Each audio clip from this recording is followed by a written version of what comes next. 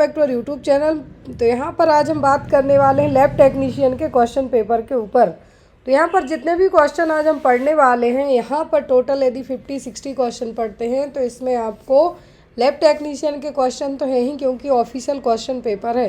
और एक और चीज़ बता दूं कि ये जो चैनल है मेडिकल नर्सेज हब का ही दूसरा शॉर्ट्स चैनल है, जिसपे आपको जीके जीएस तो पढ़ाया ही जाता है, साथ में मेरे पास नर्सिंग के जो भी लोग जुड़े हुए हैं वो लोग भी इवन इस पेपर को देख सकते हैं। क्योंकि यदि यहाँ पर हम 50 क्वेश्चन पढ़ते हैं तो इसमें आपको 20 क्वेश्चन नर्सिंग वालों के लिए तक के मिल जाएंगे। दूसरी चीज़ इम्पॉर्टेंट कि जो भी पैरामेडिकल कैटेगरी के आप एग्ज़ाम देते हैं, चाहे ओटी टेक्नीशियन हो, लैब टेक्नीशियन हो, फार्मासिस्ट हो, अदर देन नर्सिंग के जितने भी आप पैरामेडिकल एग्ज़ाम देते हैं वो सभी आपको अब इस चैनल पर अपडेट किए जाएंगे, स्पेशली क्वेश्चन पेपर। और जो नर्सिंग वाले जितने भी तैयारी कर रहे हैं उनके लिए मेडिकल नर्सेज हब के नोट्स हैं, पीडीएफ हैं, बुक्स हैं। चैनल पर आपको time to time papers update किए जाते हैं, क्लासेस ली जाती हैं। तो यहाँ पे आपको अब इस चैनल पर जीके जीएस के अलावा अदर चीज़ें भी मिलेंगी, जो पैरामेडिकल कैटेगरी के और एग्ज़ाम्स होते हैं वो लोग यहाँ पर विजिट करके चेक कर सकते हैं। तो आज का जो फर्स्ट क्वेश्चन है हमारा, इसका इवन आंसर भी मार्क है, germ theory of disease by postulated by. तो यहाँ पर जर्म थ्योरी क्या है? जर्म थ्योरी का जो पोस्टुलेशन है किसने किया था? ऑप्शन में है Louis Pasteur, Joseph Lister, Robert Koch या फिर एडवर्ड जेनर। जो यहाँ पर चारों माइक्रोबायोलॉजिस्ट के नाम दिए गए हैं, क्या है? चारों माइक्रोबायोलॉजिस्ट के नाम दिए गए हैं, वो है यहाँ पर। तो इस चीज़ की नींव रखी थी, वो रखी थी लुईस पास्चर ने। किसने? लुईस पास्चर ने। नाम याद रखिए आप लोग।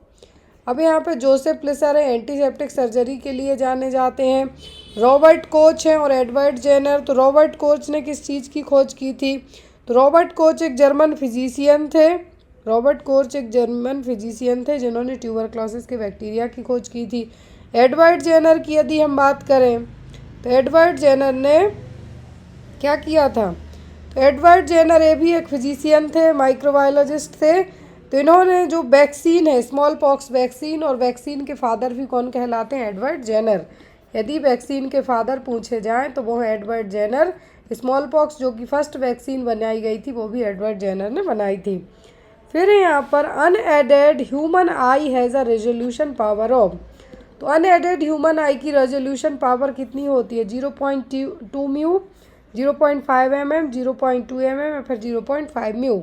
यहाँ पर ये जो दिख रहा है इसको हम पढ़ते हैं म्यू। तो यहाँ पर ये जो रेजोल्यूशन पावर होती है वो होती है 0.2 mm। कितनी?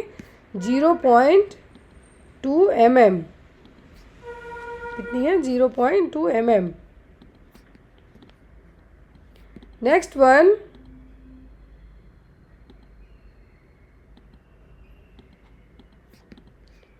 Electron microscope differ from light microscope in all except. Electron microscope सभी तरीके से अलग है, किससे? लाइट माइक्रोस्कोप से, किसी एक को छोड़कर। No need for specimen preparation, medium of travel, resolution highest, practical magnification. तो इलेक्ट्रॉनिक और जो लाइट माइक्रोस्कोप हैं, दोनों चीज़ों के डिफरेंस क्या हैं? अलग अलग हैं, लेकिन किसी एक को छोड़कर। तो बिना किसी स्पेसिमेन के आप कौन सी माइक्रोस्कोप यूज़ करेंगे? तो सिंपल सा फंडा लगाइए आप। तो यहाँ पर वो क्या होगा? No need for specimen preparation. Electron microscope differ from light microscope सभी चीज़ों में, लेकिन किसी एक को छोड़कर, तो वो no need for specimen preparation. Next one, uniform arrangement is characteristics of. तो यूनिफॉर्म अरेंजमेंट है, सभी यहाँ पर जो नाम दिए हुए हैं बैक्टीरिया के नाम है, तो कि कौन सा बैक्टीरिया है जो यूनिफॉर्म अरेंजमेंट शो करता है? ऑप्शन में है यहाँ पर corynebacteria, bacillus anthracis, clostridium tetani या फिर फ्यूसोबैक्टीरियम। तो कॉर्नी बैक्टीरियम डिप्थीरिया है, जो कि डिप्थीरिया को कॉज करने वाला बैक्टीरिया है। एंथ्रासिस के लिए एंथ्रासिस है। बैसिलस क्लोस्ट्रिडियम टिटेनी टिटनस के लिए है। तो यहाँ पर ये सभी बैक्टीरिया दिए गए हैं। अब लेकिन यहाँ पर पूछा क्या गया है कि जो यूनिफॉर्म अरेंजमेंट है, क्या है? यूनिफॉर्म अरेंजमेंट है, कौन सा बैक्टीरिया शो करेगा? तो वो करता है कॉर्नी बैक्टीरियम। कौन सा है? कॉर्नी बैक्टीरियम यहाँ पर यूनिफॉर्म तरीके का अरेंजमेंट करेगा। तो यूनिफॉर्म का मतलब होता है एक तरीके से वेज शेप्ड। किस तरीके से? वेज शेप्ड अरेंजमेंट शो करना। Next one is agar concentration required to prepare nutrient agar is, तो अगर कंसंट्रेशन के लिए न्यूट्रिएंट्स अगर कितना होना चाहिए, ये होता है एक्चुअल में 2%। यहाँ पर कुछ क्वेश्चन ऐसे हैं जो हमने नर्सिंग वालों को कई बार पढ़ाए हुए हैं। तो यहाँ पर जैसे क्वेश्चन नंबर 5 तक हम पहुँचे, तो यहाँ से 4 क्वेश्चन तो नर्सिंग के ही ऐड हो गए इसमें। ब्लड कल्चर बॉटल कंटेंट्स, तो जो जिस भी ब्लड बॉटल में हम क्या करते हैं, ब्लड कलेक्ट करते हैं कल्चर के लिए, तो उसमें क्या होता है, BHI ब्रोथ या फिर सेलेनाइड F ब्रोथ या फिर लिक्विड ब्रोथ, क्या यहाँ पे भरा होता है उस बॉटल में, तो जो यहाँ पे भरा हुआ होता है वो होता है BHI broth and liquid broth. क्या है, BHI broth and liquid broth. तो यहाँ पे आपका आंसर भी क्या हो जाएगा, ऑप्शन नंबर डी। क्लियर है। तो जो BHI ब्रोथ है, BHI ब्रोथ का नाम क्या हम रख सकते हैं, ब्रेन हार्ट इन्फ्यूज़न ब्रोथ, जो कि एक हाईली न्यूट्रिएंट रिच मीडियम है, स्पेशली माइक्रो ऑर्गेनिज्म जैसे बैक्टीरिया, ईस्ट, मोल्ड, इनको कल्टीवेट करने के लिए यूज़ किया जाता है। यदि हम ब्लड कल्चर ले रहे हैं तो इवन 72 घंटे तक ग्रोथ होना देखेंगे कि जो ग्रोथ हो रही है नहीं, तो उस बॉटल में BHI ब्रोथ भी होगा और लिक्विड ब्रोथ भी रहेगा। एक तरीके का न्यूट्रिएंट्स है बैक्टीरिया की ग्रोथ को चेक करने के लिए, कल्चर के लिए। फिर है Lowenstein Jensen medium is sterilized by, तो लोएंस्टीन जेनसन मीडियम किसके थ्रू स्टरलाइज किया जाता है, इंसिपेशन, ऑटोक्लेविंग, स्टीमिंग या फिर फिल्ट्रेशन। तो ये यहाँ पे किया जाता है इंसिपेशन के द्वारा। किसके द्वारा, इंसिपेशन के द्वारा। Next one, Albert staining is used for, तो अल्बर्ट स्टेनिंग किसके लिए यूज़ की जाती है, bacterial spore, corny bacteria, bacteria flagella या फिर माइकोबैक्टीरिया के लिए। तो अल्बर्ट स्टेनिंग का इस्तेमाल किया जाता है कॉर्नी बैक्टीरिया के लिए। किसके लिए, कॉर्नी बैक्टीरिया के लिए। नेक्स्ट है आपको, which one is not a technique for bacterial solid culture, तो बैक्टीरियल सॉलिड कल्चर के लिए कौन सी टेक्निक नहीं है, लॉन्ग कल्चर यूज़ की जाता है, स्ट्रेक कल्चर, स्टेप कल्चर या फिर कोई नहीं। तो एज़ पर मेरे जो आपका आंसर होगा वो डी होगा, क्योंकि जहाँ तक मुझे पता है ये तो यूज़ किया जाता है, ये भी किया जाता है, तो यहाँ पे आपका आंसर होगा डी। फिर है, which of the following bacteria is an indicator of anaerobiasis, कौन सा बैक्टीरिया है जो एनएरोबियासिस है, स्यूडोमोनास, स्टेफाइलोकोकस ओरियस, क्लोरेस्ट्रीडिया या नन ऑफ द अबव। तो यहाँ पर एनएरोबियासिस बैक्टीरिया का जो इंडिकेटर है वो है स्यूडोमोनास। क्या है, स्यूडोमोनास। क्वेश्चन है, drug of choice for methicillin resistant staphylococcus Orius है, जो हमने कई बार पढ़ा है क्वेश्चन। MRSA का हमने प्रिकॉशन पढ़ा है। तो यहाँ पर मेथिसिलिन रेसिस्टेंट स्टेफाइलोकोकस ओरियस जो एक बैक्टीरियल इन्फेक्शन है, MRSA, तो इसके लिए कौन सी ड्रग है जो ड्रग ऑफ चॉइस होगी, तो वो होती है वैंकोमाइसिन। क्या होती है, वैंकोमाइसिन, जिसके कारण रेड मैन सिंड्रोम देखने को भी मिलता है, पूरी बॉडी रेड टाइप की देखने को मिलेगी। तो यहाँ पर इसका एक साइड इफेक्ट है वैंकोमाइसिन का, वो होता है रेड मैन सिंड्रोम। और MRSA की ड्रग ऑफ चॉइस क्या है, vancomycin. Next one, which of the following is an automated continuous monitoring system of blood culture, तो ब्लड कल्चर के लिए एक ऑटोमेटेड कंटिन्यूस मॉनिटरिंग सिस्टम कौन सा है, BACT, alert 3D, BACT, ECD, वर्साटेक या फिर ऑल ऑफ दी अबव। तो ये सभी है। नाउअडेज जो कल्चर लैब में कलेक्ट किया जाता है, ब्लड कल्चर या यूरिन कल्चर ग्रोथ को शो करने के लिए, तो यहाँ पर ये सभी मशीनरी हैं जो यूज़ की जाती हैं। Next one, transport media used for vibrio cholera in stools, तो यदि विब्रियो कोलेरा का एक क्लासिकल साइन मैं आपको बताती हूँ। इसमें यदि किसी मरीज को कोलेरा होता है या फिर हैजा जिसको हम कहते हैं, तो जो स्टूल है राइस वाटर स्टूल इसका एक क्लासिकल साइन होता है। लेकिन स्टूल को जब आप कल्चर करते हैं, मतलब कलेक्ट करते हैं, तो उसको ट्रांसपोर्ट मीडिया कौन सा यूज़ होगा, VR medium, autoclaved sea water, carry Blair या फिर ऑल ऑफ दी अबव। तो ये सभी यूज़ किए जाएंगे। Sensitivity for Streptococcus pneumonia is done on, तो एंटीबायोटिक सेंसिटिविटी है जो यदि स्ट्रेप्टोकोकस निमोनिया के लिए की जाती है, तो किस तरीके से, मुलियर हिंटन अगर के थ्रू, मुलियर हिंटन अगर विथ 5% सी ब्लड, न्यूट्रिएंट अगर या फिर नन ऑफ दी अबव। तो यदि एंटीबायोटिक सेंसिटिविटी चेक करना है, यदि किसी को स्ट्रेप्टोकोकस निमोनिया है, तो यहाँ पर अगर जो सोल्यूशन यूज़ किया जा रहा है, तो मुलियर हिंटन के साथ में 5% भेड़ का जो सीप का ब्लड है वो भी इस्तेमाल किया जाएगा। याद रखिए, यहाँ पर सिंपल मुलियर हिंटन अगर यूज़ नहीं होगा, यहाँ पर 5% सीप ब्लड भी इस्तेमाल किया जाएगा। फिर है turbidity of inoculums for AST is set at, तो यहाँ पर टर्बिडिटी कितनी सेट की जाएगी? 2 मैकफार्लैंड, 0.5 मैकफार्लैंड, 5 मैकफार्लैंड या फिर कोई नहीं। तो यहाँ पर जो इनोकुलस AST के लिए जो टर्बिडिटी सेट की जाएगी वो होगी 0.5 McFarland. Next one, diameter of antibiotic disc used in AST testing is, तो कितना डायमीटर यूज़ किया जाएगा एंटीबायोटिक डिस्क की AST टेस्टिंग में? जैसे यहाँ पर टर्बिडिटी पूछी गई है तो वैसे ही यहाँ पर डायमीटर पूछा है तो ये होता है 6 mm का। फिर manual broth dilution for AST is recommended for, तो यहाँ पर मैनुअल ब्रोथ डाइल्यूशन यूज़ किया जाएगा किसके लिए? कोलिस्टिन के लिए, वैंकोमाइसिन, A and B या फिर एरिथ्रोमाइसिन के लिए। तो यहाँ पे जो सभी एंटीबायोटिक्स हैं तो यहाँ पर एक किया जाएगा इन दोनों के लिए। फिर है all are method of antimicrobial susceptibility testing except, तो सभी मेथड्स हैं किसके लिए? एंटी माइक्रोबियल ससेप्टिबिलिटी के लिए, किसी एक को छोड़कर, तो वो MELD TOF। क्या है? MELD TOF। 3 components of PCR involve all except, 3 component है PCR के लिए किसी एक को छोड़कर। DNA एक्सट्रैक्शन है, एम्प्लीफिकेशन भी होगा, जेल डॉक्यूमेंटेशन भी होगा, लेकिन ब्लॉटिंग इसका हिस्सा नहीं होगी। PCR के जो कंपोनेंट हैं उसका हिस्सा ब्लॉटिंग नहीं होगी। फिर most of the microbiology lab require which type of biosafety cabinet, तो जो बहुत सारे माइक्रोबायोलॉजिकल लैब हैं उनमें कौन से बायोसेफ्टी कैबिनेट ज़रूरी होंगे? Class 2A, class 3, class 2B या फिर कोई नहीं। तो मोस्ट ऑफ दी जो भी माइक्रोबायोलॉजिकल लैब होते हैं उनमें क्लास 2A है जो क्या है यहाँ पे बायोसेफ्टी कैबिनेट की ज़रूरत रहेगी। नेक्स्ट वन है which of the following is not an ingredient of basal media, तो इनमें से बेसल मीडिया के इंग्रेडिएंट कौन से नहीं हैं? ब्लड, अगर, सोडियम क्लोराइड या फिर पेप्टोन, तो बेसल मीडिया का जो पार्ट नहीं है वो होगा ब्लड।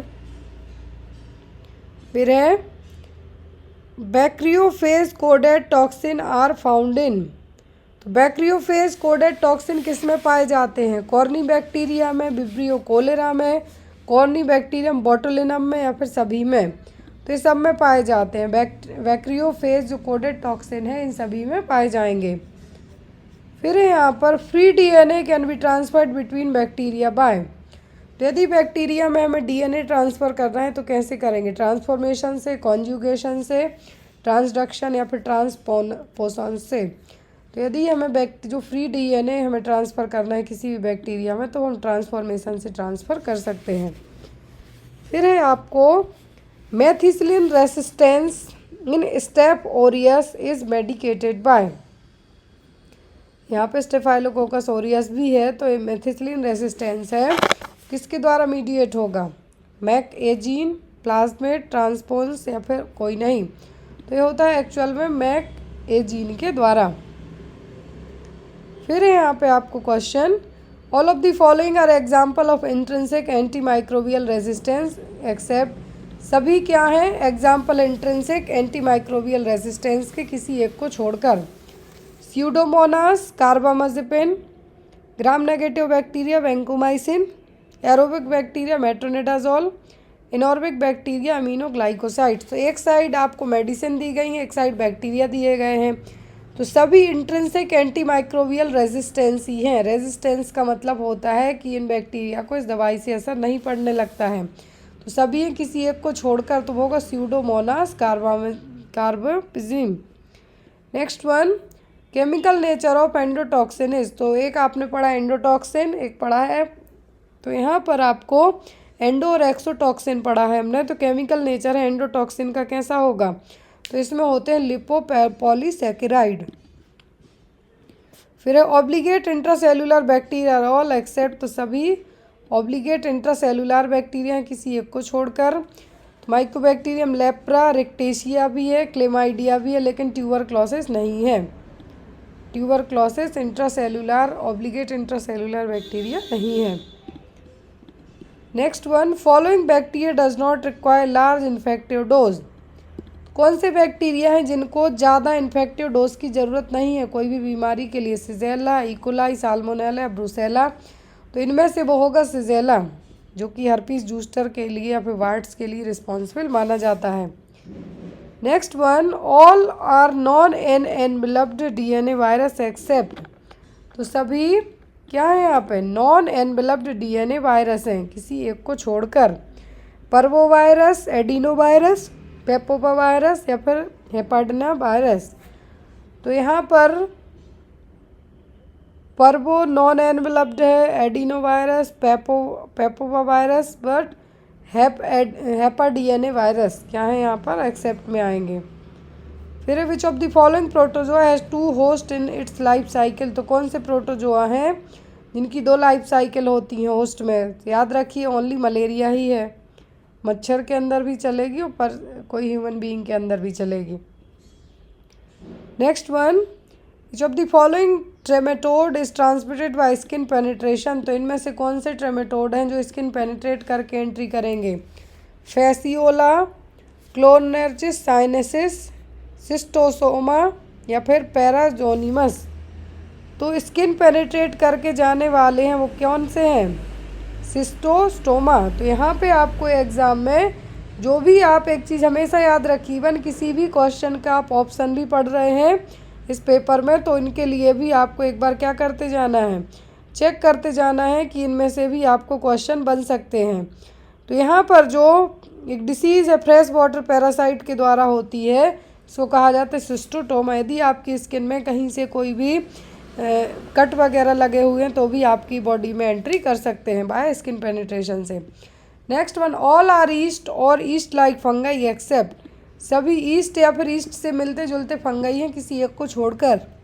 कैंडिडा तो है, ट्रिक्टोफाइटोन, क्रिप्टोकोकस, ट्राइकोस्पोरॉन। कैंडिडा है ईस्ट और ईस्ट ही है एक तरीके का फंगल इन्फेक्शन, लेकिन जो नहीं वो क्या है? Trichophyton. Next one, the pH of Sabouraud's dextrose agar should be. तो यदि सबर्डस डेक्सट्रोस का जो पीएच है वो कैसा होना चाहिए? एसिडिक, बेसिक, न्यूट्रल या फिर नन ऑफ द अबव। तो आपको पता होना चाहिए पीएच की एक स्केल होती है 7 तक, यदि वैल्यू आती है 7 से ज़्यादा जाती है तो एसिडिक हो जाए, बिलो आती है तो एल्कलाइन हो जाए। तो यहाँ पर आपको जो सबर्डस डेक्सट्रोस का अगर है जो उसकी पीएच वैल्यू एसिडिक होनी चाहिए। Next, all are fungal stain except, सभी फंगल स्टेन है किसी एक को छोड़कर। कैल्कोफ्लोरवाइट, पेरियोडिक एसिड, स्टिप, मेयर्स, म्यूकेमरीन या फिर पॉन्डर्स। तो सब हैं किसी एक को छोड़कर, तो वो होंगे Ponder's. Next, which Candida species grows pink colonies on Candida chrome agar. तो कौन सी कैंडिडा की स्पीसीज है जो पिंक कलर की कॉलोनी बनाती है? क्रूसी, ग्लैब्रेटा, ट्रॉपिकैलस या फिर एल्बिकेंस। तो ये बनाती है क्रूसी। कौन सी? Krusei. Aerosol transmission is prevented by. तो हम कौन सा मास्क पहन के एरोसोल ट्रांसमिशन प्रिवेंट कर सकते हैं? 3 प्लाई मास्क, N95 गाउन या फिर नन ऑफ दी अबव। तो एरोसोल का ट्रांसमिशन हम 3 प्लाई मास्क से क्या कर सकते हैं? रोक सकते हैं। Next one, time taken for hand scrub. तो हैंड स्क्रबिंग के लिए कितना टाइम लगना चाहिए? 5 से 7 मिनट, 1 मिनट, 1 सेकंड या 15 मिनट। तो यहाँ पर हैंड स्क्रब के लिए एटलीस्ट 5 से 7 मिनट का समय है जो लग सकता है। फिर है disinfectant use to kill all spores. तो यहाँ पर कौन सा डिसइंफेक्टेंट है जिससे स्पोर्स भी ख़त्म किए जा सकते हैं? क्लोरहेक्सिडिन, ट्राइक्लोस्ट्रेन, 10% हाइपोक्लोराइट या फिर 5% फिनॉल। तो आप याद रखिए फिनॉल से है जो स्पोर्स कभी नहीं मरेंगे, क्लोरहेक्सिडिन से भी। लेकिन जो स्पोर्स मारने का काम ओनली कर सकता है डिसइंफेक्टेंट वो होता है hypochlorite, 10% sodium hypochlorite. Screening for nasal carriage of which bacteria is done in health care worker. तो हेल्थ केयर वर्कर्स के लिए नेज़ल रूट के थ्रू किस तरीके की बैक्टीरिया के लिए स्क्रीनिंग करवाई जानी चाहिए? MRSA, क्लोरिस्ट्रीडिया, लैक्टोबैसिलस या फिर बैसिलस स्पीसीज। तो यहाँ पर MRSA के लिए करवाई जानी चाहिए। इसका रीज़न एक्चुअल में होता है कि इवन जिस रूम में MRSA क्या है, ड्रॉप जो एक तरीके से स्नीजिंग कफिंग इनके थ्रू फैल सकता है, तो ऐसा करियर की तरह कोई हेल्थ केयर वर्कर भी काम कर सकता है। आपको लगेगा आप स्वस्थ हैं, बट आपके अंदर MRSA हो सकता है, तो इसके लिए स्क्रीनिंग ज़रूरी है। Next one, HEPA filter particles into. तो जो हैपा फिल्टर हैं, कितने mm के पार्टिकल हैं जो फिल्टर हो सकते हैं? 4 म्यू, 0.3 या फिर 1 nm या फिर 5 म्यू। तो high efficacy particulate air filter, HEPA का मतलब क्या है? High efficacy particulate air filter, जो कि यहाँ पर इनमें 99% से भी ज़्यादा डस्ट को है जो क्या किया जा सकता है? फिल्टर किया जा सकता है। तो यहाँ पर 0.3 म्यू सबसे छोटी जो साइज़ दी गई है उसको भी यहाँ पर फिल्टर किया जा सकता है। Next one, health care worker should be vaccinated against. तो जो हेल्थ केयर वर्कर्स हैं उनको कौन सी वैक्सीन लगी होनी चाहिए? हेपेटाइटिस बी, टाइफॉइड, इन्फ्लुएंजा या फिर सभी? तो एक्चुअल में हेल्थ केयर वर्कर्स को वैक्सीन तो सभी लगी होनी चाहिए, लेकिन यदि आप हेल्थ केयर वर्कर हैं तो हेपेटाइटिस बी है जो कंपलसरी रखी जाती है आपकी ड्यूटी करने के पहले, ज्वाइनिंग के पहले कर सकते हैं, बट हेपेटाइटिस बी है जो सभी हेल्थ केयर वर्करों को लगी होनी चाहिए। Next one, positive tuberculin test is an example of. यदि ट्यूबरक्लिन टेस्ट है जो PPD इंसर्ट की जाती है इंट्राडर्मल रूट से, 10 mm का सर्किल बनाया जाता है, यदि पूरे में रेडनेस आ जाती है मतलब पॉजिटिव है, तो पॉजिटिव ट्यूबरक्लिन टेस्ट से टाइप 4 हाइपर सेंसिटिविटी को चेक किया जाता है।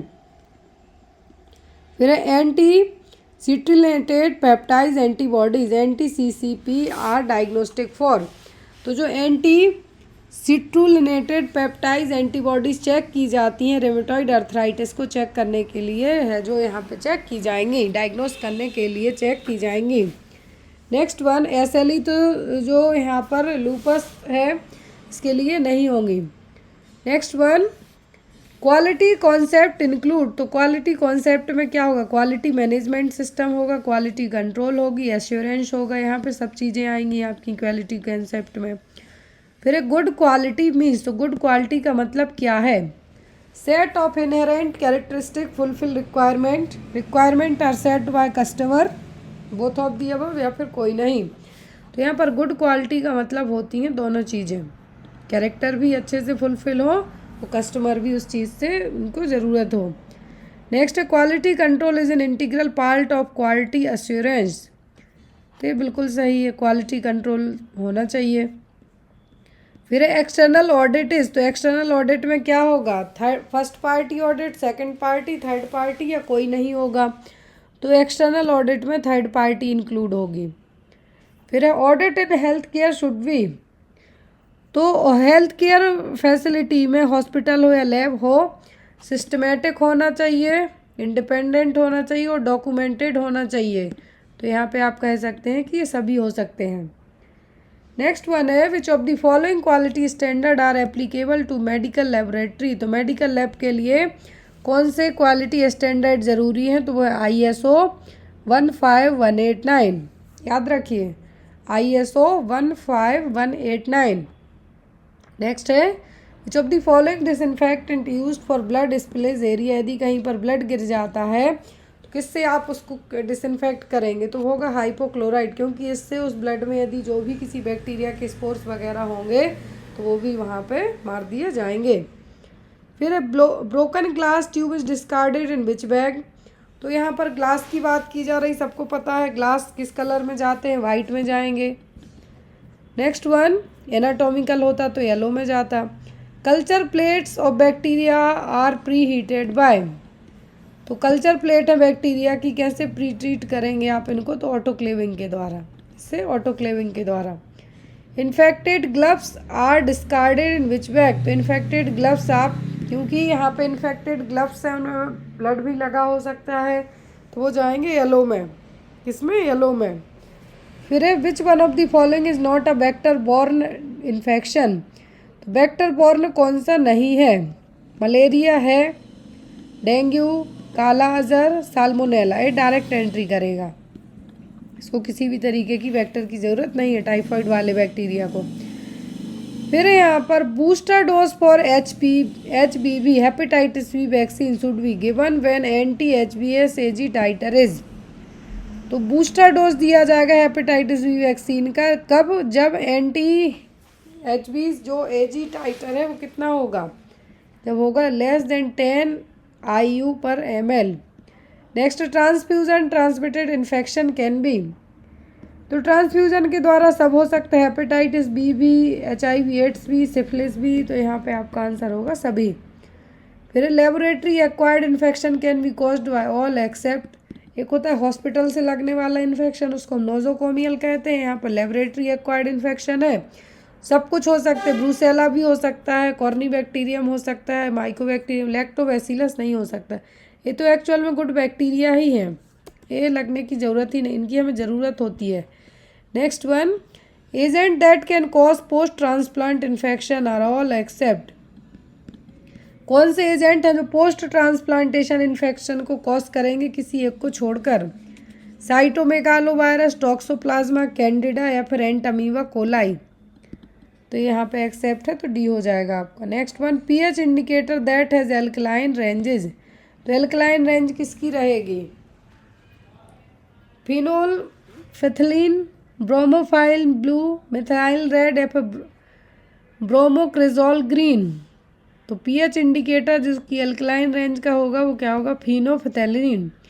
लास्ट है, preservation of bacteria can be done by. तो बैक्टीरिया को आप ग्लिसरॉल में भी प्रिजर्व कर सकते हैं, 1% न्यूट्रिएंट अगर में भी, और लाइफोसलेशन के द्वारा भी। तो यहाँ पे आप मार्क किसको करेंगे? All of the above. तो ये था लैब टेक्नीशियन का पेपर। आई होप सो कि पेपर अच्छा लगा होगा। इस तरीके के पेपर आपको और अपडेट किए जाएंगे इस चैनल पर, तो जुड़े रहिए। Thank you, bye bye, take care.